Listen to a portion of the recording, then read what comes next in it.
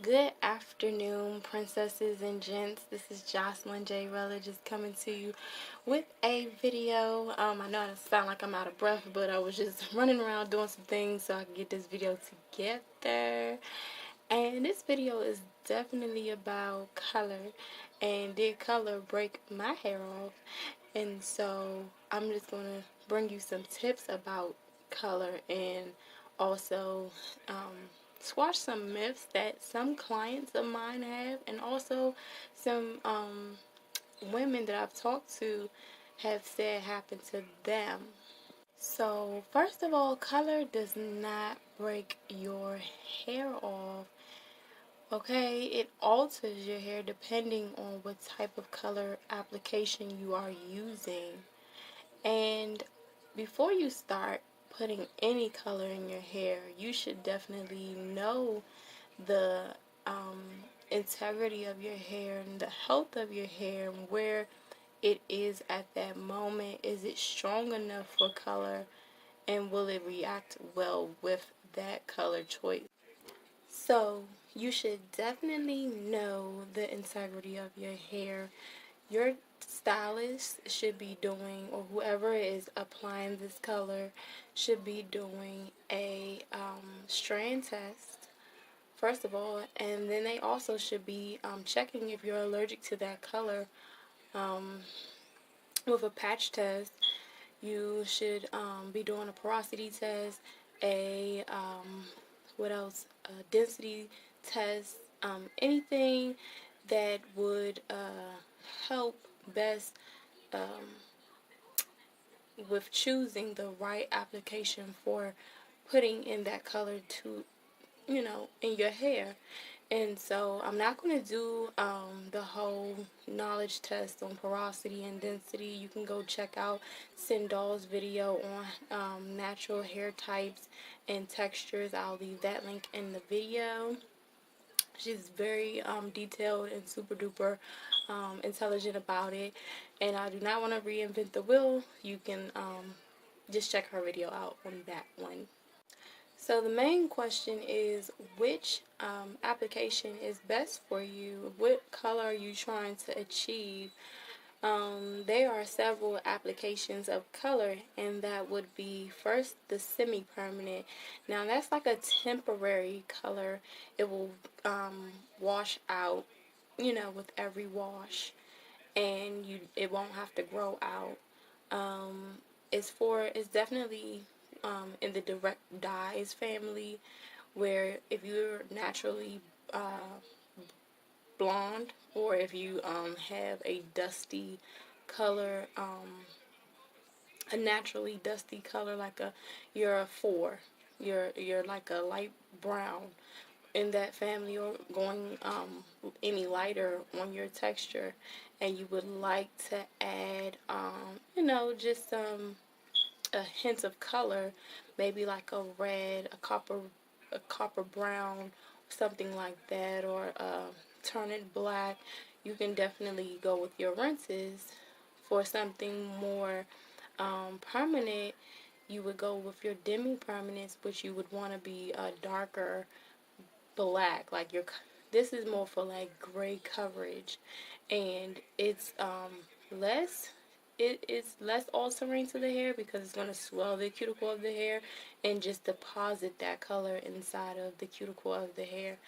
Next, you're going to have your permanent color, and your permanent color is going to open up your cuticle of the hair and deposit, or even lift, depending on what volume you're using, is going to definitely alter and change your hair color.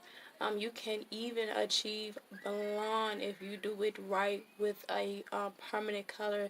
The only thing you would be less likely to do is put a semi-permanent on that blonde, which will grasp it on. Maybe I've done it, but it was with a pastel color, and the depth in it wasn't as deep. If you were to strip it with bleach and go a high lift blonde, now that's when you're going to when you're doing bleach, that's because you don't want to stay a certain color for a certain period of time. The permanent is more, I'm going to stay this color for a certain period of time. It's going to grow out within 6 to 8 weeks or more, maybe 4 to 6 weeks, depending on how fast your hair grows. So with that being said, bleach is going to be more harsh on your hair. It's going to open, it's going to take out pigment in your hair. It's going to take you to another level, several, maybe three to four different levels in bleaching your hair. You may see even reds in your hair because that may be the underlying pigment in your hair. But I would discourage anyone whose hair is already pre-processed with a relaxer not to bleach your hair. If your hair is fine and you feel like it's brittle, you should not be using bleach. Maybe not even using a permanent color. The safest color for you would definitely be that semi-permanent color. Um, so let's go on to the next thing to take care of color. Your at-home regimen. You should be conditioning that color at home. There is no point of getting color at the salon or anywhere and not conditioning it daily with a daily moisturizer, not conditioner, but a light to medium cream base oil, because you can put that on at night and your hair will not be greasy during the day. You do not have to apply it in the morning. All you have to do is apply it that next night. Now, if your hair is naturally oily, then maybe you should go 2 days and apply it that night. Then the next 2 days, apply it the next night. It just depends on how oily, naturally oily your own hair is. But you should definitely still be doing a daily moisturizing cream. When my hair broke off, or before my hair broke off with color, it was my fault. I was not doing my daily moisturizing treatments. I wasn't shampooing my hair and conditioning it. I would get, flat iron blow dries, and I wasn't even natural. I was relaxed at this time. And so I wasn't doing any conditioning treatments like I was supposed to. I was being lazy, and I worked in a salon. So no, color does not break your hair off. My healthiest state of color is now, and maybe when I first got my first color when I was 15. And I had all types of colors from red, orange, magenta, uh, cotton candy pink, and I was daily conditioning it with carrot root oil. Alright, so now let's talk about the in-salon care, or when you're shampooing your hair. You should definitely be conditioning it. Sit under the dryer for maybe the longest would be 20 to 30 minutes. And then rinse it out with cool water. That's going to close up the cuticle of your hair, and it's going to look nice and luscious and soft and smooth. And then do your styling routine.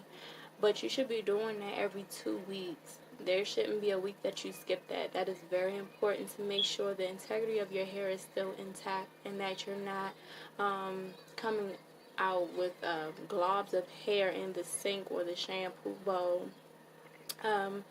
Good shed happens every month, and that is from root, which is the follicle, all the way down to the ends. If it is breaking off or coming out in globs, that is breakage, okay? That is not natural shed. Natural shed, and basically your hair has a cycle. So it grows, it rests, then it sheds. I may have it in the wrong order, but that is what your hair does. It's some actual proper names for it, but I'm not gonna go into that at this time.